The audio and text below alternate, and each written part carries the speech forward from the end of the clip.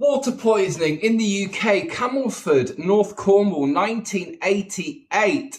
20,000 people were basically poisoned by their tap water, South West Water at the time. This is before privatisation. And this is why this story is so important, because if anybody out there thinks that water companies have our health and our interests at heart and they wouldn't cover up mistakes and accidents, then you need to watch the programme on BBC iPlayer called Poison Water. So it's a true story, and I only found out about this yesterday when I watched the programme, because there's been a 40-year cover-up about the incident, and the poor people in Camelford in North Cornwall are still, some of the people are still waiting for some sort of compensation or apology or a public inquiry. And by the way, we know what happened, so the inquiry doesn't need to be about the incident, because the incident was where some flipping absolute bellend unknowingly poured aluminium sulfate into the mains water tank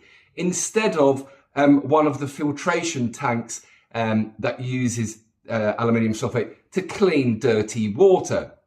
So that story has basically been hush-hush because they didn't want the story to put people off from investing into the newly privatised water sector. So Michael Howard at the time was the Minister for Water, and he talks about this on the programme. He was given an email by some of the board members of South West Water warning him that this story needs to be kept quiet, because if it gets out, it could have an impact on privatisation. So, ladies and gentlemen, we have a track record in this country of water companies and the government covering up poisoning incidents. I urge everybody to watch this. Now, some of the residents of Camelford have had out-of-court settlements ranging between £690 and £10,000. But what's gone on here to these poor people is nothing short of a national disgrace.